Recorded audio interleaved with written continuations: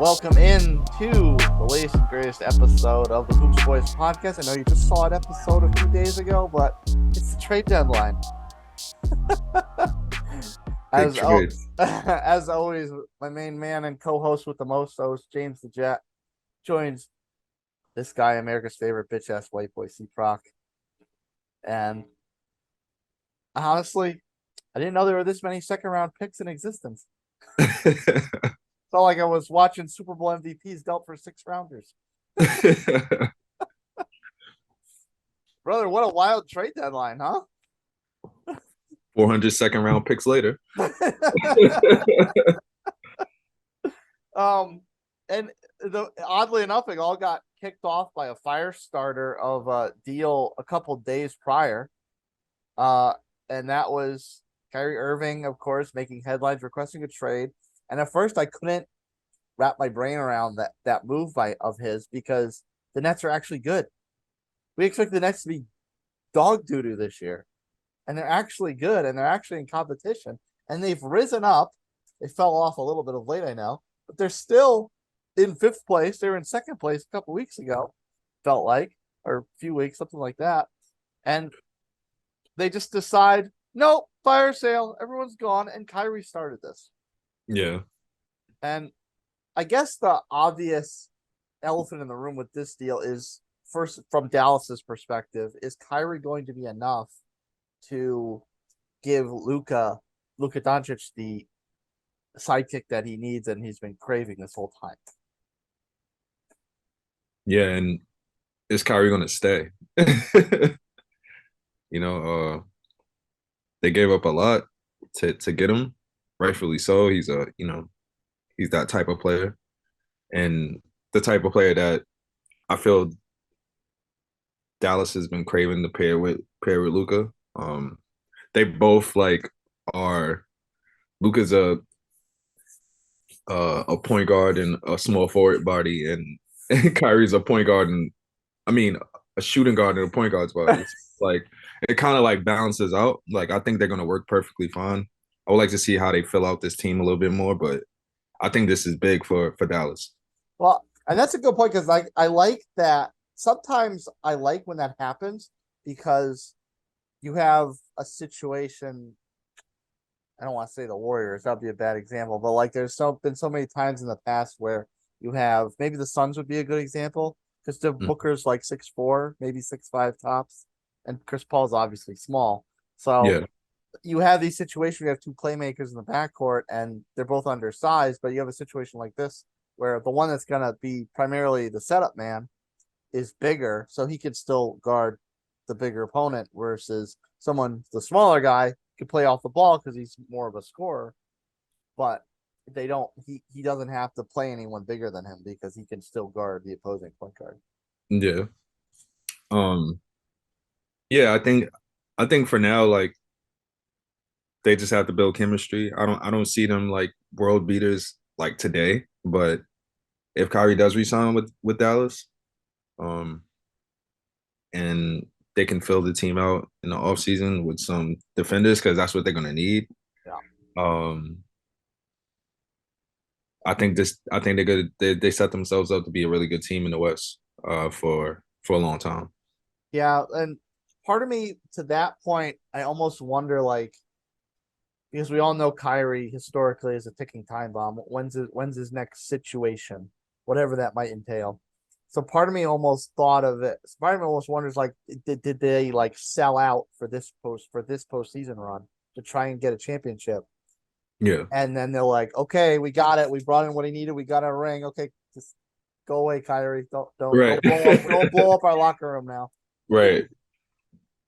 But after watching the press conferences with J Kidd, and he's really excited to have Kyrie there.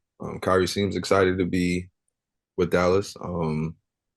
I think that this is probably one of the, Kyrie's placed with a handful of very good coaches, but I think this is, J Kidd is up there as one of the great coaches that he's played for. He's a former point guard. I think it's gonna work. It's not like him being coached by Steve Nash. Disaster that was. Yeah. Now, what about the other parts of this? Mavericks also brought in Markieff Morris, um, and the Nets bring in Spencer Dinwiddie and Dorian Finney-Smith. Bring back Spencer Dinwiddie, I should say, and they got a bunch of draft picks. Now, I'm really not used to the Nets acquiring draft picks. I'm used to the Nets trading draft picks. Right. But I mean, to get Kyrie, James Harden, and KD, they had to exhaust a lot of their draft picks. So they got to get it back somehow. Yeah. Um, and now they have a lot of talent. Not so much like talent that is cohesive together. They just got a lot of like players that teams might want. Like Seth Curry, like Spencer Dinwiddie, Dorian Finney-Smith. These are all players that teams might want to like bolster their chances to win the championship. So they have a potential to even get even more picks, That's right. once they decide to what they're going to do with their rebuild. If they're going to choose to rebuild around Cam Johnson. I mean, yeah, Cam Johnson. Yeah, Cam Johnson. Or Ben Simmons, whatever they're going to do, the ball's in their court and they got a lot of players to dump to get more picks and have another chance at a rebuild. Yeah. Yeah, I think I mean it was such a good way to start off the trade deadline this year because there's so much to pick apart of just that trade. Like if that was all that's happened, we could have just done an episode talking about that. Right. Absolutely. A lot of moving parts, a lot of picks. But Kyrie, I mean, that Brooklyn saga, the KD, Kyrie Brooklyn saga has come to an end with Kyrie leaving. It was only fitting. It was only fitting for it to go out with all the fanfare that it came in with. Right. James Harden kind of saw the light at the end of the tunnel and got out of there first, and then Kyrie, and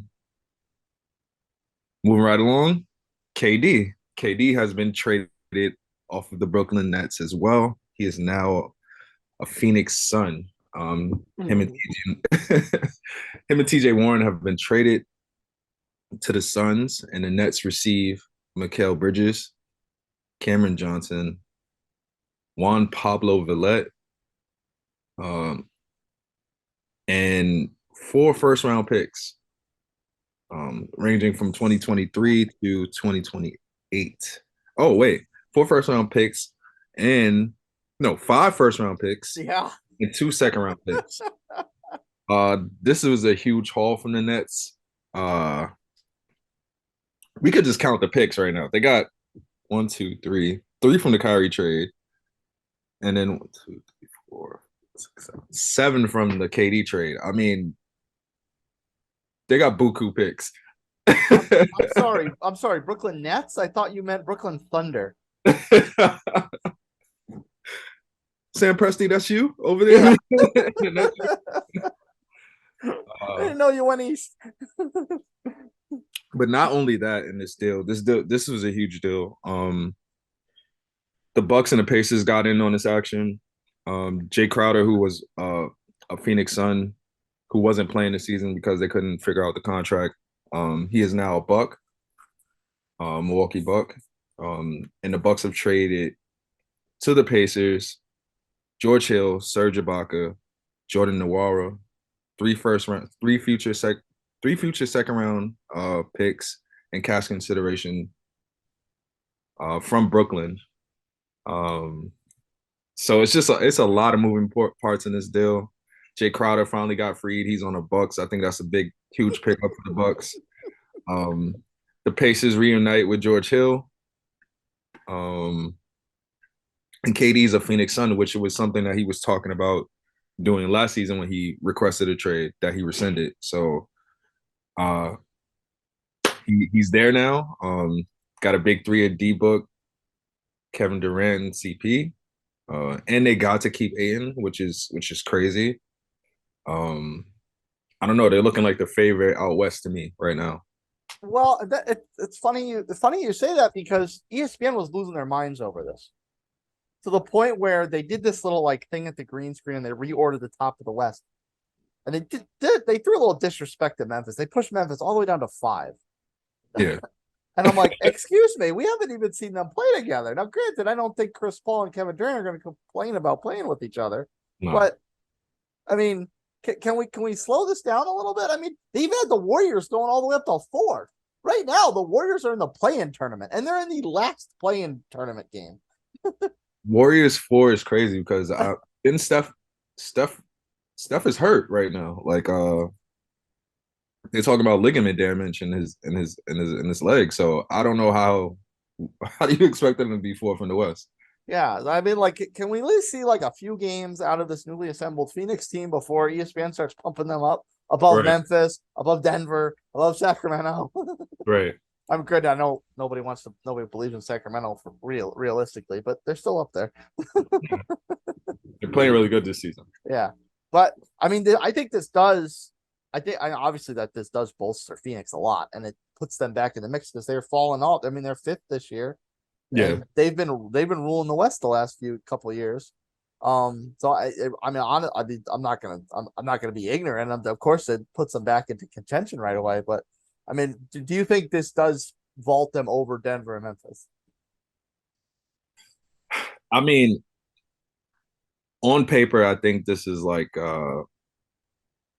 this you see this lineup on paper, and it's probably one of the craziest lineups in the A.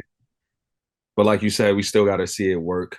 But these are it's Chris Paul, a professional, the point guard with 2 professional scorers. You know what I mean? One being the best one, in my opinion, the best scorer in the league. You know what I mean? Kevin Durant, and then you got D Book who gets triple teamed and pickup games. You know what I'm saying? So, and not only is it going to make CP's life a joy on the court, D Book playing alongside with Kevin Durant and vice versa is just going to create nothing but space because you can't shade one side of the court because No. Yeah. yeah, and it's like if they could get that working, which I think they will. They have a coach of the year in Monty Williams, and Mm-hmm. now he has one of the top 5 players in the league in Kevin Durant. I think the sky's the limit for them. But like you said, let's hold the horses and let's see it. No disrespect to Denver, no disrespect to Memphis. Um, they earned their spot, but I think everybody could see that the Suns are coming. And one other thing I will add as well, as far as Phoenix actually doing what the prognosticators are saying they will already, is Aiton does not have to be a lead guy anymore. I mean, in theory, he could drop down to the fourth option. Yeah, Obviously, Chris Paul's not going to look to score. I don't know if he really ever had, even when he did. yeah. But I mean, Aiton can just go back to just being a complimentary player and put backs and dunks and getting out in fast break and that sort of thing. So I think it helps him too. And he was having a lot of question marks over himself in recent years. No, yeah, for sure. Like I think they kind of was trying to make Aiton that second go-to scorer, but I think he's really good at scoring, but I think he's just a good overall player. Like he could do everything on the court. But now they have Kevin Durant, a person that could score 30 points per game, light, and it's going to ease up things for Aiden. He could come in, score his 15 a game, and go sit down. 15 and 10 a game, go sit down and be fine. And nobody would question him. You know what I No. mean? And you brought up the complementary pieces of the deal, and normally it's a matter of keeping up with the Joneses as far as teams bringing couple and role players when they see all the trade whistles, the buzzers going off. Yeah. But considering Brooklyn sent all their big players out, Right. I guess it's not really keep up with the Joneses, but still very big, important deals. I mean, we've talked in the past about the Bucks needing to get Giannis help because Chris Middleton, as much as I love him, can't stay healthy. And Drew's great, but you can't rely on Drew to drop 30 every game. Right. So bringing in Drake Crowder is obviously a huge complimentary piece. And on top of that, if they need to pull Brook because he can't guard a fence post, Giannis and Jay Crowder can play with each other very easily, and they can play inside outside. Giannis can go down low. Jay Crowder's a good mid range jump shooter. Jay Crowder's also a big body, so he can go down low when Giannis needs to go out and handle the ball and be a little bit unguardable. And then of course Indiana brings back George Hill, solid floor general and 3-point shooter, and Serge Ibaka, of course, one of the best shot blockers in his generation. Right. Indiana currently, refresh our memories, sits in while they're currently out of the play-in tournament, but only by a game. So to add in a couple pieces certainly helps their chances to actually make a playoff push. Yeah. And for the Bucks, you could see that they were missing PJ Tucker, who's now on the 76ers. Jay Crowder to me is a more versatile PJ Tucker because he could shoot other places than just on the corners. He's PJ Tucker with skill, you can say it. Yeah. So I think they filled that hole, and I think he's gonna work perfectly there. That was a hell of a pickup by the Bucks. I didn't see that coming. George Hill, I know he's excited to be back with the Pacers. I I feel bad for Mikal Bridges in this deal because he was playing so well for the Suns. He seemed like Monty loved him, so I know this was tough to see him go. But he'll be fine. Like I said, the Nets have a bunch of players that teams are gonna want. Teams want Mikal Bridges. Teams want Cameron Johnson. Teams want Seth Curry. Patty Mills. These are all players that contending teams might need to make a run for a championship. So I know the trade deadline is over, but off season they can make more moves, have even more picks. Yeah, so you really only need to feel bad for him for the next couple months. Yeah, next couple months. You really feel bad for him in June if Phoenix actually wins a trophy. Right. somebody check on Mikal Bridges, please.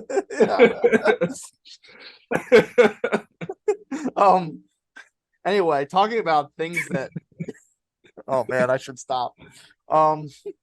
Speaking of things that nobody saw coming, the Lakers went and blew up town too. Oh, yes, we were wondering what was going to be the first chip to fall out of Tinseltown, out of the long glamour side of Tinseltown anyway. Was it going to be AD because he's the most tradable asset? Was it going to be LeBron because he was going to say, I don't want to deal with this garbage team anymore, and I've only got 2 years left or 3 years left. I want a ring before the career sunsets me. You know, we did not think it was going to be Russell Westbrook. No. Not with that deal, not with the kind of negative connotation he has about whatever his style of play, his attitude, whatever the case may be. We was not expecting it to be Russell Westbrook. Sure enough, they pulled off a huge deal. They roped in Utah and Minnesota. And everyone in this deal kind of made out okay.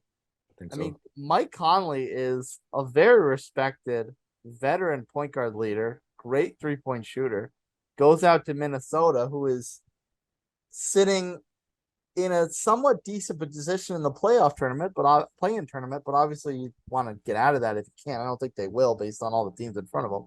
But yeah, you at least want to at least hold on to that. Maybe you get into the real tournament.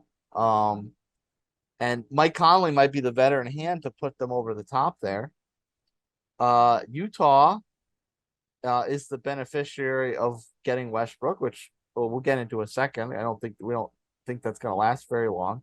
But they also got a first-round pick and Juan Toscano Anderson, who's a pretty decent prospect. Yeah. And then of course the Lakers, they bring back D'Angelo Russell, the guy they drafted, and it was didn't quite work out the way they thought he would. But they bring back D'Angelo Russell, who fits in with LeBron and much better than Russell Westbrook ever was gonna. Much better. Malik Beasley, who's a solid role player. Jared Vanderbilt, I'm not totally too familiar with, but it's still probably a young body to work with. And on top of that, great defender. huh? Great defender. Yeah. Yeah. And on top of that, a couple weeks ago or a week ago, they bring in what's your nickname for me? You love Black and Ease? Yeah. Rui, I should be careful with that. I'll get canceled. Rui Hachimura brought him in about a week or two ago, and then Mobamba as well. They brought him in today. So Yeah. they sent Pat Bev out of town. They sent Thomas Bryant out of town, which I guess was the one unfortunate part about it. But hey, I mean, you bring in all these players, you gotta get rid of somebody. Just like Right. the Suns had to get rid of Mikal Bridges and Cam Johnson. Um, so I mean, the Lakers right now are only 2 games out of the play-in tournament, but they're also 5 games under 500. They're not a very good team. I mean, we'll get into LeBron's historic achievement a little bit later, but they still lost that game despite LeBron, Yeah. despite what LeBron did. So it could be enough to get them in the play-in tournament, but wasn't enough to get them in the playoff because they've dug a hole for themselves. No, they did. I think it Sorry, was I took up a lot of oxygen. it was time. It was time for Russy to get out of there. Um, he was put, they tried everything. They tried playing him with LeBron. They tried bringing him off the bench. And he's done well in each scenario, but it still wasn't enough for them to play like quality championship basketball. So I'm glad to see him out of there, and so his legacy doesn't get tarnished anymore. Because I feel like people are like questioning him as a player, and people forget quickly in the NBA like what you did yesteryear. You know what I mean? It's just what you're doing right now. So I can't wait for him to find a team, if it's not the Jazz, somewhere else that could like utilize his talents to the fullest. Yeah, he only averaged triple double 3 times, but Right? Yeah. Who's counting? and I mean, he did bring up the fact that he has embraced a lot of different roles. Yeah. And he hasn't, despite the on-court performance not working out, he hasn't been a malcontent. No. So it is very odd that he has this negative reputation, despite the fact that he's been plugged into all these different holes, and he doesn't bitch and moan about it. Yeah. So they did right by Russ. The person that I wanted to talk about was Mike Conley, because I see this deal by Minnesota being a good one. They lose D Russ, but they pick up Mike Conley. Mike Conley also played what, like 5 or 6 seasons with Rudy Gobert. So Yes. so he knows how to navigate with Rudy Gobert being in the lane, you know what I mean, taking up that space. And he's a really good passer. Cat's still there, and then they have the young boy, one of my favorite players in the league. So I think that was a really good pickup for Minnesota by, them losing D Russ. And I think the Lakers did a lot, a lot of good things. Mo Bamba is a good player, big body, could stretch the floor. D Russ is not Russell Westbrook, but he can shoot. He's very crafty, smart guy. And I think and Malik Beasley is a really good 3-point shooter. He could play a little fence. I think this is good for the Lakers. No, it's not Kyrie or Kevin Durant or anything like that, but it's pieces that the Lakers needed to fill. I think the Lakers learned the hard way. They need to shy away from adding in too many big ego talents to one team.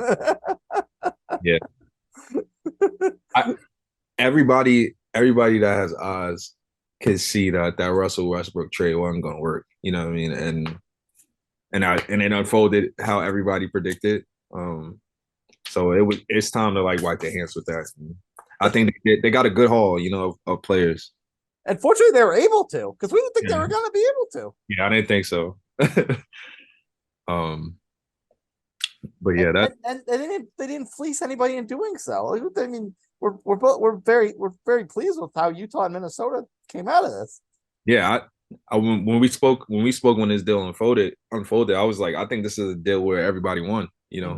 Some more than others, but I think everybody got a little, everybody got what they want out of this trade. Yeah.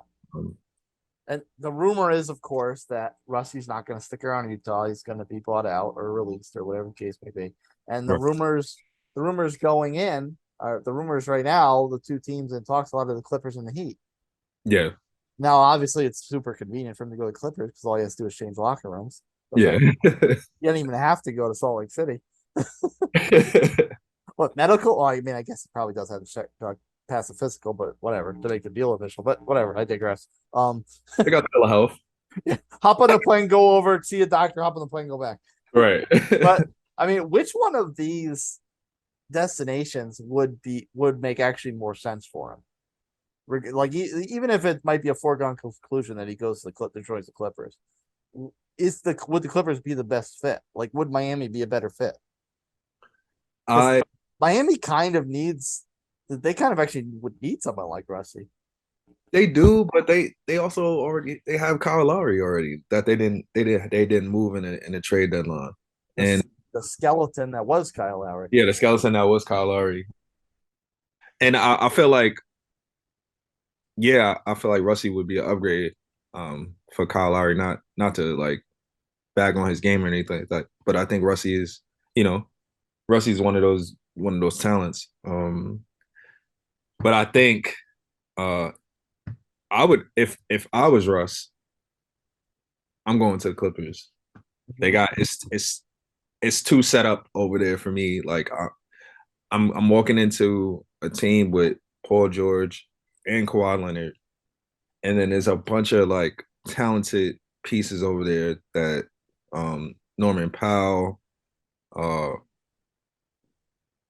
yeah, I mean the list goes on. Like we could go on the list of the players that the Clippers have, and the, and we'll get into the Clippers moves in a little while, but it seems like they've made room for a player like Russy. I don't want to say it's gonna be Russy to fill that void, but they need a point guard at this point.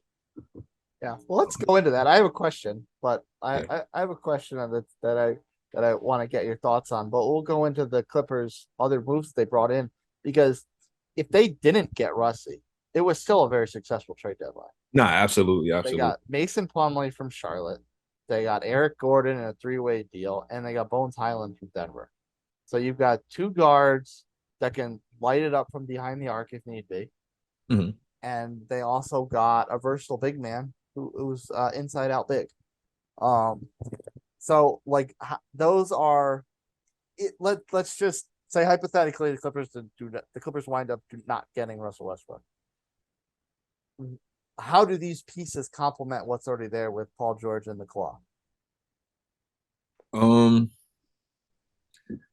I mean, so we could go into Clippers trades. They got Bones Highland, the Clippers, from the Nuggets for 2 second-round picks.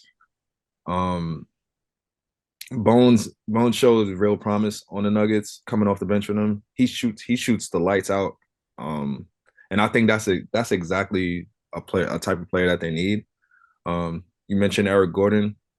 Although they lost Luke Kennard, a sniper, they gained another one in Eric Gordon. So he's a little older, but they filled the void right there. John Wall, who was a person that it seemed like he wasn't happy with the Clippers. And they were even talking about releasing him. They sent him back to the Rockets, which me and you don't think that's going to be a long-term thing. Think he's probably going to get bought out, end up somewhere else. Yeah. Maybe like the Bulls or something like that because they need a guard. I Um, hope for John Wall sake he doesn't go to the Bulls because they're not very good. I know. um, yeah, Eric Gordon, Bones Highland, and Mason Plumlee. They lost Reggie Jackson, but that's the type of thing that I'm talking about. You you get rid of. I mean, Reggie's like their starting point guard, right? Or John Wall was, or a combination of the two. They got rid of both of them. You know what I Yeah. mean? And just brought in Bones. They must know in their heart of hearts that Russy's gonna get I bought. was I was gonna say they better get Russy now. Yeah, they know he's coming. So it's like they set it up already for him. They might get away with Eric Gordon or Bones Highland starting at point guard for a couple weeks or whatever Yeah. until they lock that acquisition up. But it's certainly not. It's certainly not. They're not exactly the prototypical floor general. Nah. And I think Russy will make them like Russy will make them legit. You know, you gotta Clippers always are like a legit team, like semi contending or a contending team for the championship. But I think Russy being there, he really like solidifies them. I ain't gonna say like they're world beaters, but you gotta watch out for them, especially if Well, they're healthy. Yeah, well, and speaking of that, like Kawhi could be the type of player to how to like erase the negative reputation that Rusty has because Kawhi didn't put up with any shit. Like people have to fall in line to be on Kawhi's team. right. And so I like Rusty could feed off that. We didn't really like we saw it as kind of a mutual thing between him and Durant. Yeah, Um and then obviously Katie booked it out of town. But while they played together, it was kind of like a mutual thing where we know we're good. We know we can do a lot together. So let's just figure out how to work together. And then he went to, Houston was kind of a disaster. He goes to Washington, and I feel like I'm going to leave somebody out. I feel like he's played like with half the league in the last few years. he he's been goes on to he goes four, to Washington, huh? 4 teams in 5 years. Yeah, goes Yeah, to Washington, which worked out really well. But he played really well with Bradley Beal. They just didn't have enough talent. yeah, Russy's performance with that team was really an undersung accomplishment. because he turned them around when he got there. It Yeah, took him a while, but once he got in rhythm, they were good. Yeah, yeah, yeah. That team was supposed to be a cellar dweller, and they wound up making the play in, I think. yeah, And then of course he went to the Lakers, and it was a complete disaster. But I don't necessarily know how. Maybe he took the bulk of the blame. I don't know how much it was really his fault. right. But Kawhi is somebody that is going to be serious, and that team is stacked. That team is already stacked. They're more stacked now. They get Russy. That might be another mix of like and probably come out better than probably on par with the Bradley Beal relationship and on par maybe like the what's the word I want to use the extracurriculars of the Bradley Beal relationship and the on-court performance of the Kevin Durant relationship. So it could be the Yeah, best of both worlds. yeah. And I think Rusty can't wait to like have the chains off. You know what I mean? Because I think he's been on a leash on the Lakers. Like he's been held back, and I think the Clippers will let him, especially him being the lead guard. He's gonna be able to play his game how he wants to an extent, like you said, because still out to play winning basketball.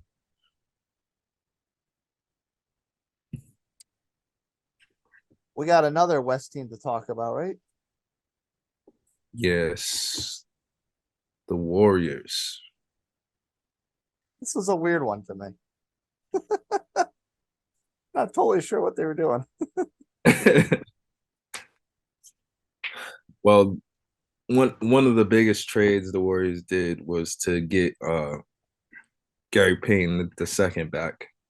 He was a key part to their championship run in 2022, contributing defense and toughness. He was on the Portland Trailblazers, a team that he signed with in the offseason.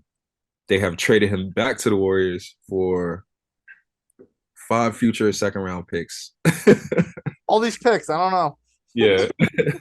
So GP2 is back on the Warriors. And then another thing the Warriors did was get rid of Jonathan Wiseman. This is a player that they drafted. They've and been are trying. and are giving up on apparently. Yeah, they're giving up on him. They've sent him to the D League. You know what I mean? They did a lot of things. Um, but he's headed to Detroit. And for Sadiq Bey, but Sadiq Bey is going to Atlanta. Yep. So there was like a 3-team trade with them. And of course, some second round picks in there. It's the theme of the day. Theme of the day. um, And they also brought in the enigma known as Kevin Knox. oh yeah, So maybe Steve Kerr could finally figure out what Kevin Knox is as a professional. because They keep saying KD, and I don't know. I don't see Yeah, fat KD. it. But yeah, the, Um, but I'm like, what's the now the sum of the parts? They're in ninth right now, yeah. so they'd be playing. They'd be playing the secondary playing game against Portland. I would think they Right. would. I would think they might have enough to beat Portland, but this team's also running out of gas. And like you said, if Steph's got some injury concerns, I don't know if these deals are enough to kind of keep off. Like you, obviously, Utah's done a lot. Utah's had a very good season. The Thunder are kind of in the mix. The Lakers now are fully loaded. There, I would expect we're going to expect them to make a run to try and get in the playoff team. So, like, is this enough to have the Warriors at least hold serve and hold on to this playing spot? Um. Wow. Tough. I think that's going to be tough.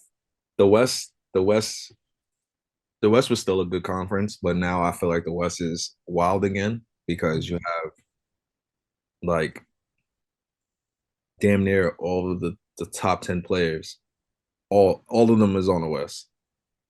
Um, That's true. I didn't think that. yeah, all of them on the West. Some of them on teams together, and it's like top 10 to top 15 players in the league, top 10 to top 20 players in the league. So I'm gonna, I think you're right. Who does the yeah, East have besides Tatum, Giannis, and Embiid? right. The East, like was like it was a little balanced the conference wise, but now it's like I think the West is still strong. It's stronger than the East again. Mm-hmm. So We were that close. yeah, we were that close. Brooklyn, like, because the Nets were like a boogeyman in the East for a little bit. You know what I mean? People were scared of them. Like, oh, if they get healthy, if they do, you know what I'm saying? All of this, and now that's no more. So I do like the moves the Lakers and the Clippers and the Warriors made, but like you said, is it going to be enough? Because the West is crazy now. You know what I'm saying? Right. And, Uh, I mean, what do you think was the deal with James Wiseman? Because that was such a high draft pick. It seemed like it was such a smart pick, and yeah, it just didn't work for whatever reason. I don't know. I look at him move on the court, and I'm like, oh, he don't got like his feet are cool, but he don't got good footwork like that. He don't move well around the court, and for the way that the Warriors play, it's a lot of movement, a lot of passing, a lot of cutting. I feel like for him, it just wasn't like a good fit. And it's crazy because he does it. He can shoot the ball. He blocks shots. You know what I'm saying? Um, and with big men, you got to give them at least like 4 to 5 years before you really see what you have there. You know what I'm saying? It's not like a guard. Guards could come on in the league like their first year in the league and score 20 something points. But for big man, it's a little bit different unless you just like that dynamic. And I just don't think they had the time to nurture and build him up, build James up, especially since they still feel like their championship window is open. You know what I mean? So they was just like cut their losses, try to bring somebody in here that could like help us right now. And I think they believe they did that to the best of their ability. The days of the Dream and the Admiral and Shaq Diesel are long gone. Oh yeah, yeah, yeah, yeah, yeah. But I think as long as like, at least for right now, while their core is together, Draymond, Steph, Clay, um, while those guys are there, they're gonna, try to do the best by them and try to build a championship team around them. And who knows, like Dre might not even be there next year, you know? But I can't wait to see how that plays out. But um this might be the end of the Warriors dynasty as we know it, unless by hook or crook, they make it work. With Jordan Poole just turned into Super Saiyan Jordan Poole and it carries them to a championship. Yeah, But I don't know. I was about to say, dang it, Shad was right. Got your Damas, man. Shad Stradamus. um, lastly, of course, were some also ran trades. Um, contenders, or contenders or middle of the pack playoff teams bringing in some extra arms to bolster their chances to either maintain their position or improve or even improve it. And the three that stood out the most to me are Luke Kennard to Memphis, Josh Richardson to the Pelicans, who they've fallen off a little bit, but they're still in the picture right now. And That's of the course, Josh Hart to our beloved Knicks. yes. So, I mean, what do we think of these three? Which one? I mean, personally, I think of the three of them, Kennard's probably the best because Memphis is the best team of the three. And it just gives John another shooter to kick it out to. Yeah.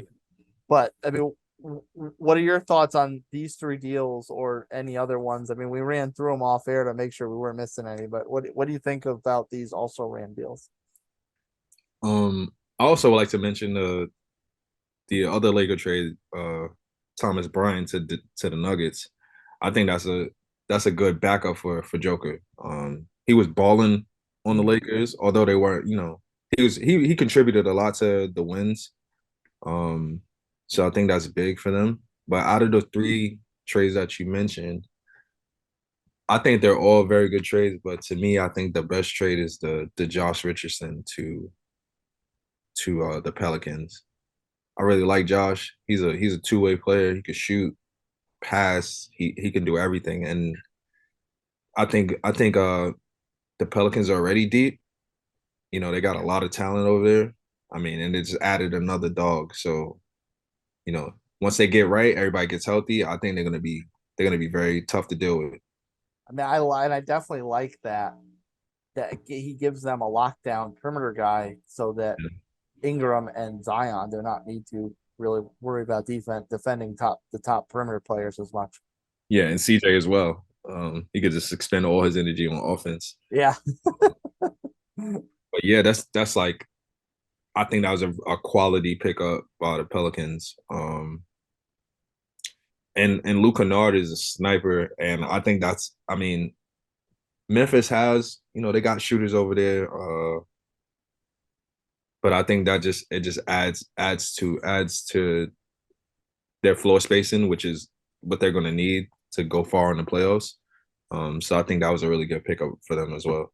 And it's good that it was because that was pretty much the only one they did. And it's good that it turned out to be a quality move Yeah, because so many teams in the West did something. I mean, we talked about the Clippers loading up on all these reserve players and possibly bringing Westbrook in.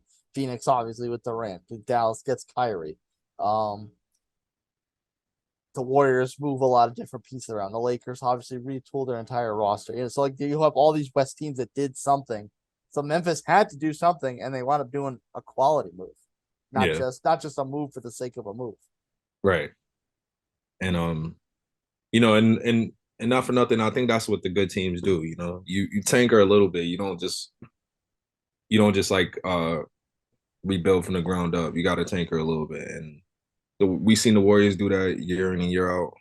Most times the Warriors don't even make deals in the trade deadline. They usually wait to the offseason.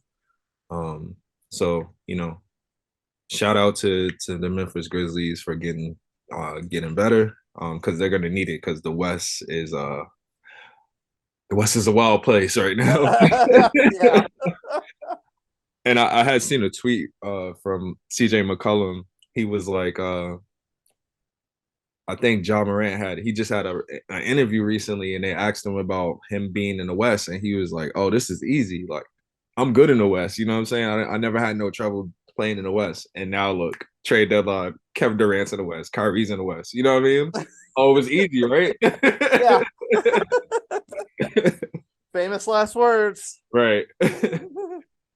So, yeah, man, I just can't wait. I think this playoff season is going to be really good. I mean, out west for sure. The East, I mean, it's the East out of me is the Bucks and the Celtics. I think those are the two teams coming out of the East. But West, I have no idea. Works out really easily for me to plan watching the NBA playoffs and the hockey playoffs because I can pretty much just pay attention to the East and hockey and the West and in the NBA because I know who's coming out of the East. Right. But yeah, I mean, I trade deadline for me is always one of the best times in the NBA season because it's just like you don't know what's gonna happen. And I think this trade deadline was one of the craziest. Because we've seen so many high caliber players get moved to different teams. But we're about to go pay some bills, but when we come back, we have a player who completed a very special feat in the NBA, something that has been standing for 22 years. That record is now broken and held by the King. But when we come back, we'll talk more about that. But until then, hit us up on socials at Hoops Boys Pod to talk about the trades. When we come back, Hoops Boys Pod. Peace.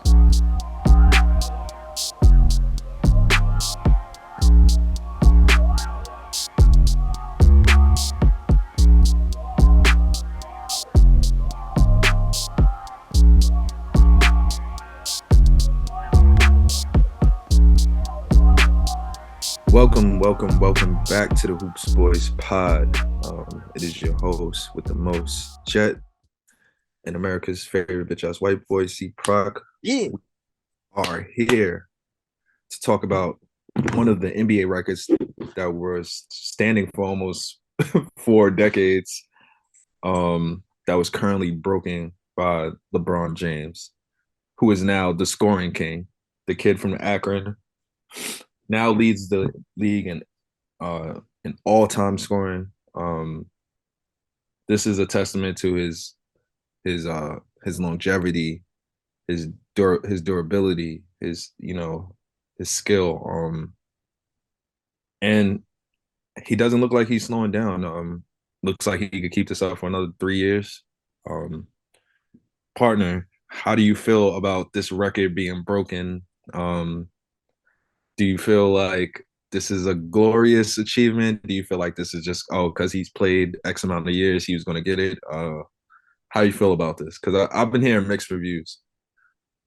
I think it's great. Really? That's from who? That's silly. I'll give LeBron plenty of grief when I feel he deserves it, which oftentimes I feel like he does. But I mean, this was the unreachable star. Yeah.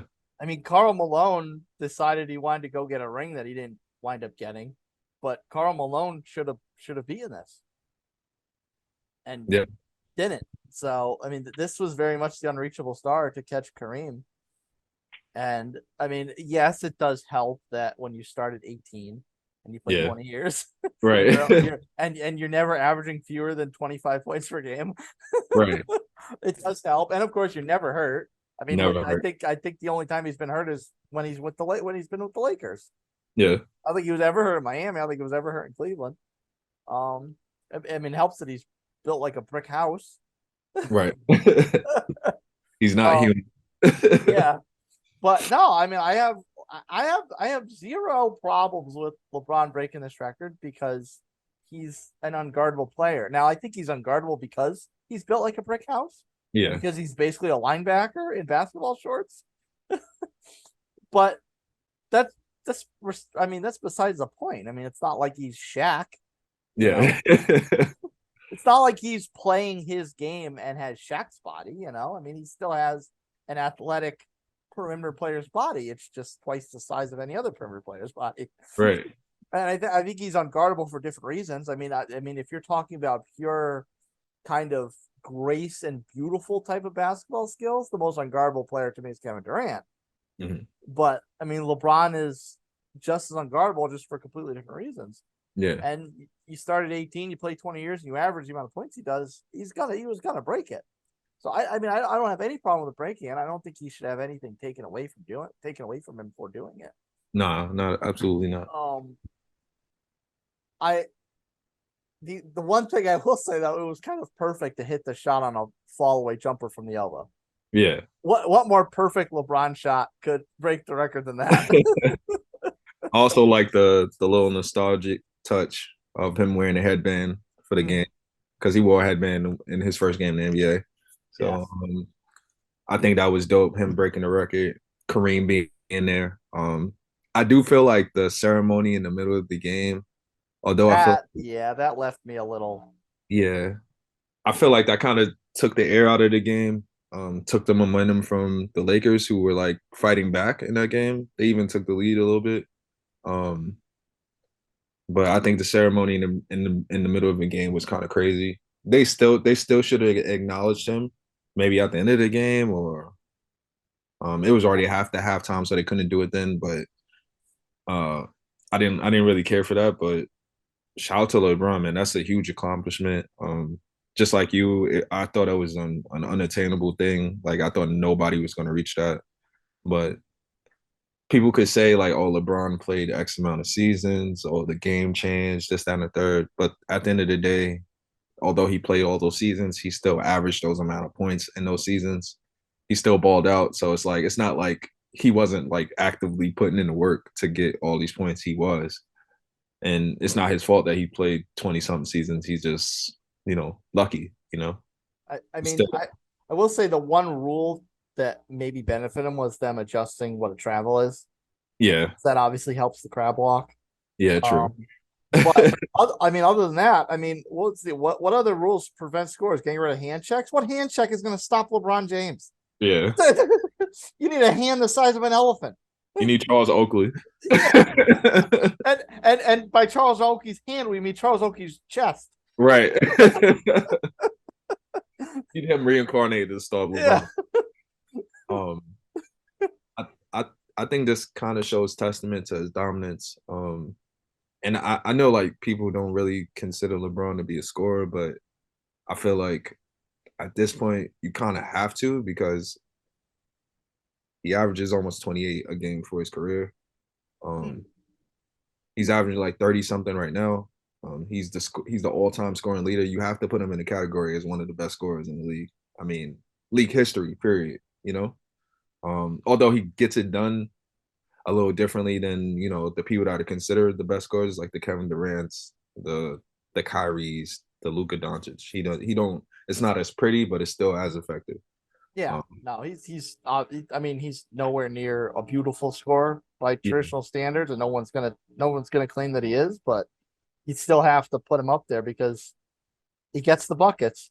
yeah, And I will say, over his career, I think he jacks up the three. I think he's jacked up threes too much.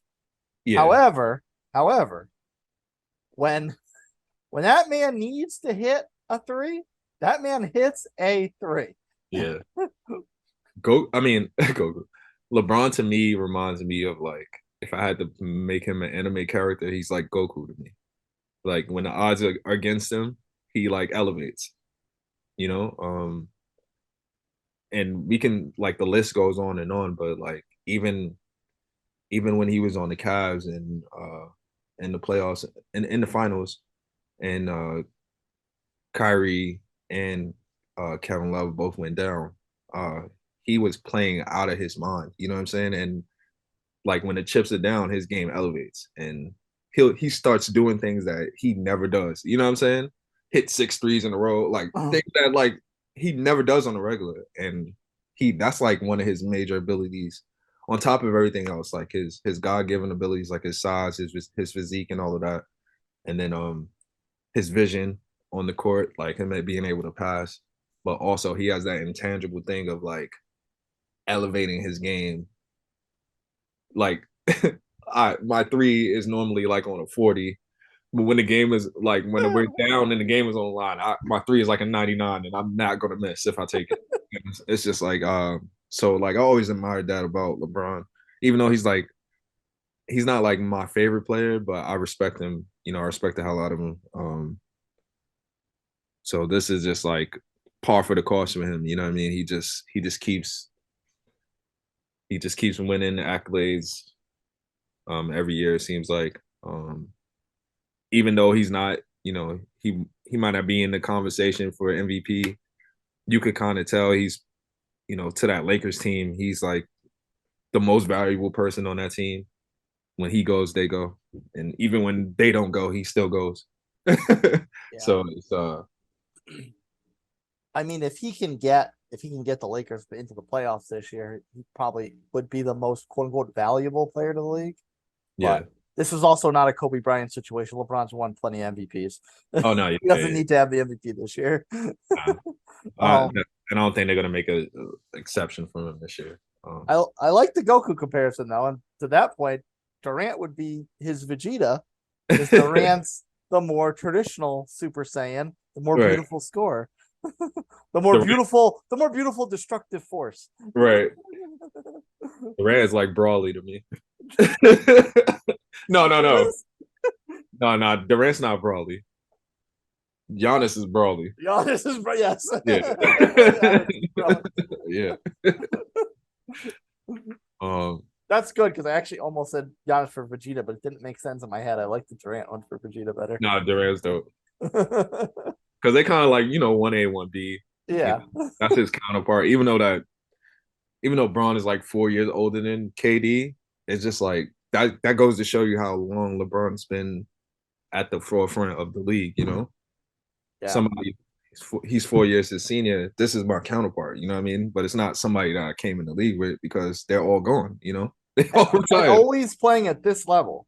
Yeah, That's like, I mean, they say the equivalent of, I guess it's not, you can't really say it's an unreachable record because it's not like a number that everyone chases. It's just or rather, a number that everyone chases one player. It's a number that everyone just chases overall to eclipse the barrier. It's 3,000 hits in baseball. yeah, And they broke it down like if you get they broke it. I heard once years ago that you broke it down. If I think it was like 150 or 175 hits a year. I don't remember what the number was, but it was somewhere in that range. If you did that every single year for 20 years or 15 years or 17 years, whatever it was, if you hit that number every single year for X amount of years, that got you 3,000 hits, which is of course, considered an automatic ticket to the Hall of Fame. And it's the same thing with LeBron with the points. I mean, he averages 25 points every single year for 20 years. Never gets hurt on top of it. right. It's only a matter of time. Yeah. But the people that are trying to I feel like there's a lot of people out I'll be on Twitter, so There's a lot of reasons to hate LeBron. This is not one of them. yeah, this is not one of them. You can't belittle this feat. I think this is incredible. And I understand why people hate LeBron and all of that. I feel like it's kind of similar to how people felt about Jordan and Kobe. It's just like the players that are considered like the best or like the face of the league while they're playing.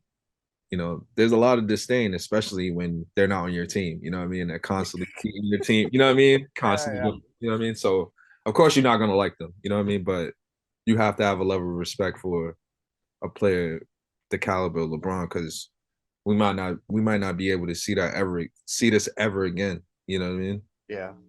So shout out to LeBron, the scoring king. Huge man. I can't wait to see what he does next. Before we wrap, no one has ever, obviously, because LeBron just broke the record at 38, whatever. Mm. No one's ever hit 40,000 points. No. LeBron, he's probably not going to slow down the rest of this year. Mm-mm. Unless he gets hurt. Right. Yeah. So the rest of this year looks okay, barring disaster, like you said. That really would probably only allow him. He would probably only need another couple years to hit 40. Ironically enough, he would also hit the age of 40 in a couple of years. Do you think that he will? Because at this point, there's not really much to play for. I mean, obviously we spoke in the last segment of all the moves the Lakers did to get them back into playoff contention, but they're so far back, they're probably not going to have a legit chance to win the title. And who knows what they're going to do next year or the year after, but also the next year and the year after. LeBron's just an extra year older with an extra year of mileage on his legs. Right. So eventually, obviously we haven't seen it yet, but eventually Father Time will hit LeBron. Yeah. I mean, Father Time, granted, it didn't look like it did much, but it hit Tom Brady. If it hit Tom Brady, it'll hit LeBron James. Yeah. So, do you think that do you think that Father Time will hold off for a couple of years for him to hit 40,000 because LeBron doesn't have anything to play for. If the Lakers aren't gonna he doesn't have anything to play for other than chase more rings. And I don't know if, granted, with all these wonderful moves they just did, I don't know if the Lakers are in a position to get him more rings. Yeah. So unless he goes rings chase at the end of his career to get one more before he sails off the sunset, I don't know if he's got a legit avenue to get what's left to add to his legacy. So that being said, do you think it's worth him to chase 40,000 points? Because I know he wants to play with his son, but that leaves a lot up for chance. Because for his son to go to the Lakers, that needs the Lakers to be really bad. And if the Lakers are going to be really bad, LeBron's doesn't have a chance at a ring. Yeah. But I think he wants to play with his son, but I don't think it has to be the Lakers. I think he's gonna structure his deal so when his son comes in the league, he could go wherever he wants. And nobody's gonna turn like LeBron down, like, hey, I want to play for the Magic. Nobody's gonna say, they're not gonna say no. You know what I mean? But yeah, absolutely. To answer your first question, I why not? You know, and I think he's kind of, you know, he's close to breaking the assist record as well. I don't know if he'll get that because it's a lot of assists. But if you're gonna chase the points, you might as well also chase the assists. You average 7.5 assists for your career. You might as well chase that as well, you know? Be the most dominant player ever, not just the most dominant scorer ever. Absolutely. And I know he don't want to just play for like chasing statistical records. But I mean, at this point, like you say, he done did everything there is to do. He got MVPs, finals MVPs, championships, you know what I mean? The list goes on. He don't have a defensive player of the year, but I think it's over for that. He's never gonna get that. But that is kind of a shame. Yeah. Yeah. I think one of them times Marc Gasol got it, he should have got it. But I feel like, you know, I know he wants to play for a championship, but while you're chasing that, you know what I mean? Go ahead and get that 40,000 points. What is like almost 3,000 off, a little less than 3,000.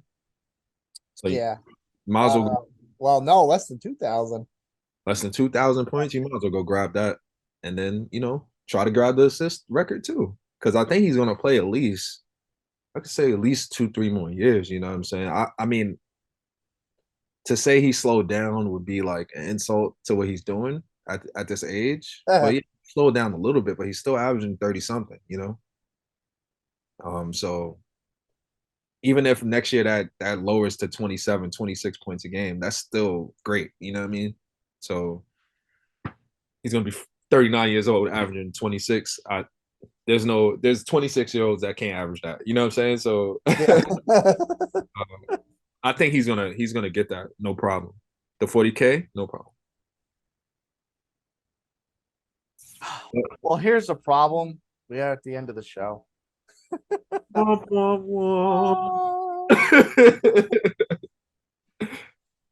you want to stay in touch, kids, of course, catch all our videos on YouTube. Drop us a comment below. Let us know what you think. Get on our socials, get in our DMs, add us. Let us know what you think. Give us an excuse to be more active on social media. Right. You can follow us on Twitter and Instagram at HoopsBoysPod. Chat us up. We'll see it. We'll let you know what we think of you. Oh, a lot of trades sets up a very exciting finish, my friend. And then, of course, whatever the end result for LeBron James is, as everyone always seems to care about LeBron. But until then, until our next episode, we'll bring the analysts back and chop up some more on-court stuff. Peace. Go.